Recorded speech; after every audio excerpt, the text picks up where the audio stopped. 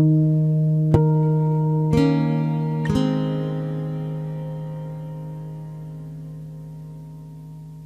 we are Group 2, and now we talk about leadership in the digital transformation. I give word to Clement.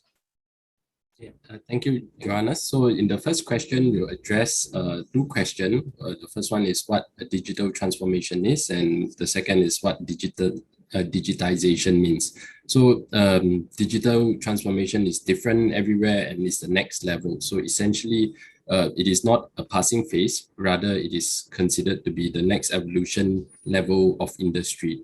So with digital transformation, it has brought about a myriad of growth opportunities. And at the same time, it has also presented people with unprecedented challenges. And as such, companies will require a digitally adapted new kind of leadership and strategy. So what digitization means is that now increasingly we'll see new system boundaries and a continuous improvement process. And instead of a product offer, increasingly it will move to a platform kind of offer. And instead of only a single function, increasingly what you will see is an entire customer experience. So in the case of the Hans Grohe company, you can see that from the usual shower experience. Again, I'm a primitive consumer of that, so I use it for its most primitive function to wash and clean myself. But then you can see that they have evolved it to an entire customer experience. So if you look into their program and with the RainTunes app that they have, there are many different pre-configured scenarios which you can choose from, and beyond showering, they've incorporated many other functionalities to make it an entire experience, even including things like different scents to appeal to the olfactory system. So next, my colleague will talk about IP design as a leadership instrument. Thank you, Clement. For IP design as a leadership, we must think in business model and focus on what customers think. As we know, IP design puts the customer and their products experience at the heart of all activity by asking what the customer really wants and how digital transformation can answer this question. In the case Hans Grohe, the RainTunes project focused on redefining showering and what it means to customer. They're more away from body care and personal hygiene to mental fitness, mediation, ritual retreats, and short breaks from the stresses of everyday life. And Shopei, the floor is yours. Okay, thank you, Mohsen. IP design also opens up lots of opportunities for leadership. For example, overcoming silo thinking. This involves now overcoming traditional hierarchical structures and how IP leaders can get many departments working together to achieve a common aim, which is to achieve customer focus and to come up with a new design. So if we think about it, there are so many opportunities now, so many jobs in the knowledge economy which have been created, and these are jobs which are empty and they're actually waiting to be filled. So, for us, for example, IP managers who used to be in silos or traditionally were in silos, technological silos, for example, this is an incredible opportunity for all of us to get out of our comfort zones and to cross barriers. So now the last part, we also talk about, we can also think about more agile environments. And as Group 1 mentioned, this has to do with like informing, anticipating, and generating ideas. And it's good to think about this form of anticipation, because when we're anticipating and generating things, we're talking about things which have not yet been created. And when we think about things that have not yet been created, this means it's an opportunity for all of us to show leadership and to think about generating a new position or securing a future position. And since it hasn't been generated, it gives an opportunity for us to lead. And so all in all, IP design creates lots of opportunities for leadership. Next, on to my colleague.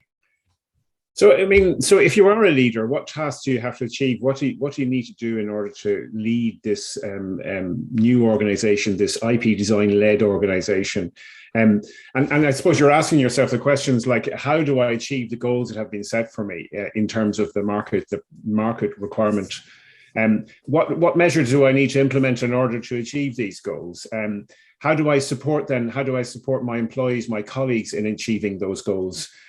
And I guess if we look at it from the point of view, if we're just thinking about cost avoidance, we might only involve the IP team. We might only involve them in looking at reducing my risks in IP terms. If I wanted to suppress imitations or create, new unique features, that might meet market needs or whatever else, I might include the IP team and the R&D team and bring them together, and they can design good protected structures for that.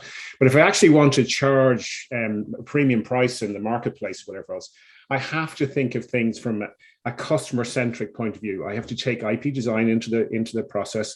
I have to look at my product offerings in the market from a customer's perspective, bring that voice of the customer into my teams. And that means developing multifunctional teams. I bring IP, I bring R&D, I bring marketing, I bring product management. And I also then may well have an actual customer involved there, the voice of the customer. And that allows me to start developing design of my product and my IP, co-creation in terms of IP design, and bring them to a point where I'm now thinking about in terms of exclusivity and prohibition. I'm thinking about IP as not just in terms of patents, but I'm also thinking about the use cases, how customers use my products and whatever else, the trademarking, the branding, and so on and so forth that goes around that product. So it's not just patents. But I bring them all together in a form that allows me to digitize them, to bring those use cases together digitally. And therefore, doing that, I can charge premium prices. Next slide. Now we talk about digital leadership.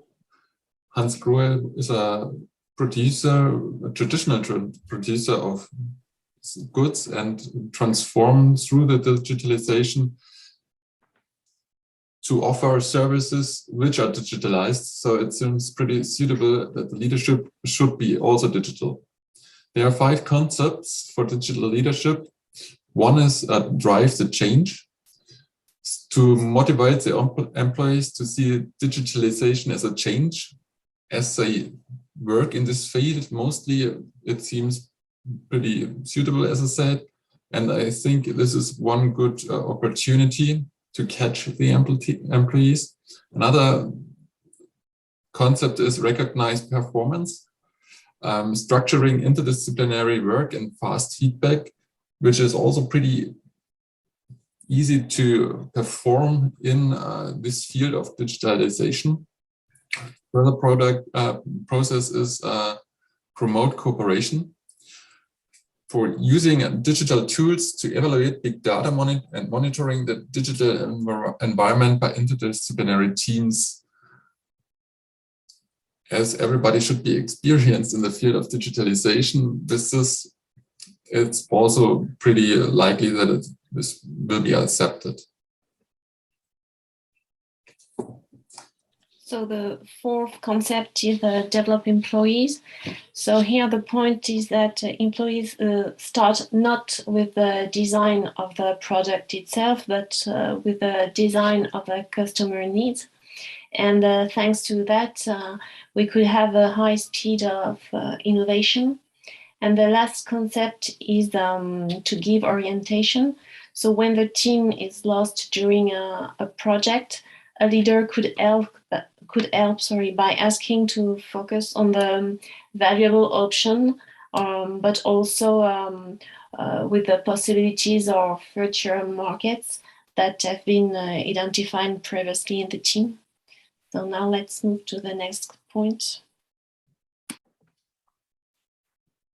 Yes, in the example of Hans Grohe, it was visible how organizational structure can contribute to the business and IP strategies.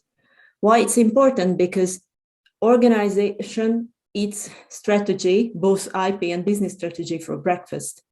So it's very important that organizational structure is regarded as a supporting tool for the IP design and the design thinking.